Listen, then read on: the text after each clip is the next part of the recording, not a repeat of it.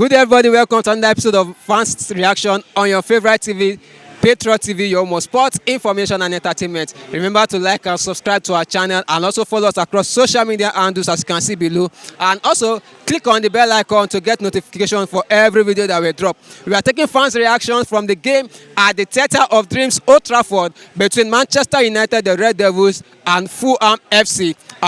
It ended 1-2 in favor of Fulham. In the reverse leg of the first leg of this season, Man United won 1-0 at the Craven Cottage with a last-minute goal thanks to the talisman for Manchester United, Bruno Fernandes. But this time, the Cottagers made sure they got their pound of flesh from them. With me is the football fan, Mr. Amos. Mr. Amos, welcome to the show. Thank you very much. All right, sir. We both saw the game. How was the game for you, sir? Yeah, the game is interesting. As usual, it's one of the things we see in the English Premiership. The unpredictability of the matches. You cannot be too sure. Yeah. And there are no minors, no weaklings. No small teams. The relegation bound team can come up tomorrow and be the first person on the league table. That is the beauty of the EPL, of the Premier League. So, very interesting game. But against all expectations, I think Man U should have taken this one. I don't know what happened. Okay, at the start of the game, Man U started very slowly, but Fulham started very fast.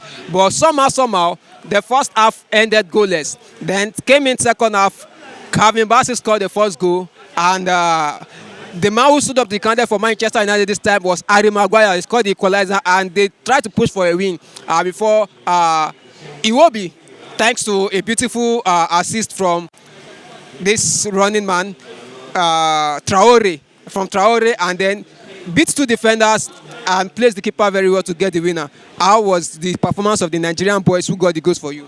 Well, I think the fact that Man U has more fans in Nigeria is a painful loss to the fans, but Iwobi, being the architect and actually the scorer of the winner of the second goal for Fulham, would have been some form of a compensation because he's a Nigerian. He played well. I could remember the last bashing he received on social media on the outcome of the AFCON, which is not too nice. That was an unfortunate reaction from fans. It's football, it's a game. We know how these things go, but we took it too far. But Iwobi put off a wonderful performance, and that was outstanding for Fulham. I think Man U is getting out. I don't want to say they are jittery or a bit nervous. I know they're under pressure to play the Champions League next season, and they have been struggling to make sure they get to the fourth position. They've done well in the last 3 games. They put up very good performances. But today, one of those things happened in football. They were a bit slow, like Riley said. They were slow. They were a bit tired. They didn't have that firepower until the last few minutes of the game. After they got the equalizer, they felt they could make something out of the game. But, you know, football, knowing how it is, immediately Fulham got that goal, Fulham sat back. And they want to defend that goal, hold on to the lead, and possibly take their flesh of pound from the first fixtures between them. You know, so, but he won't be the low man. They just got that opportunity up there, and they made something out of it. He came in late.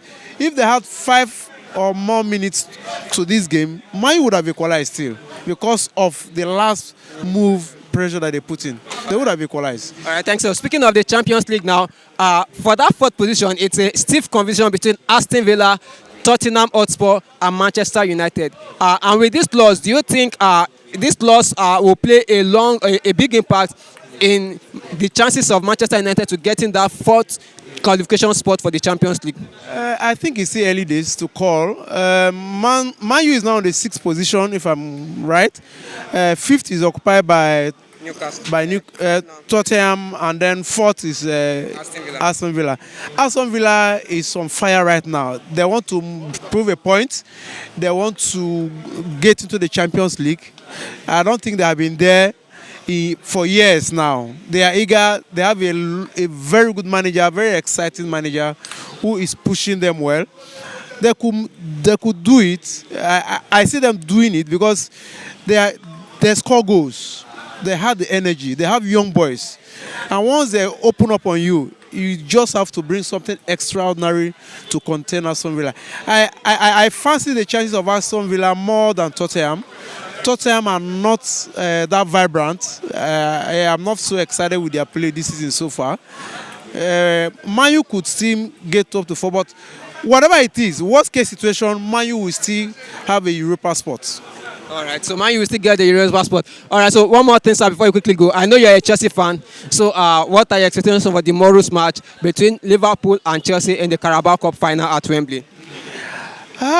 Chelsea seems as if they have discovered themselves somehow in their few games, and especially the last one. They put a very good performance. I hope they can sustain it. You know, Chelsea, I don't know what is actually affecting Chelsea now. Whether it's inexperience with the young crop of players we have, or is the manager not getting his tactics and strategies right. I'm not a fan of Pochettino. I don't think Pochettino is a world-class coach.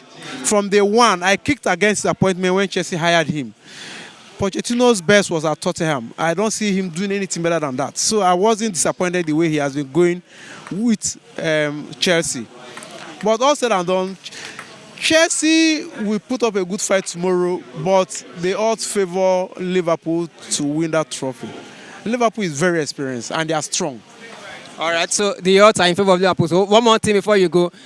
Later tonight, Arsenal will be looking for their pound of flesh against Newcastle tonight. Do you think they can get it?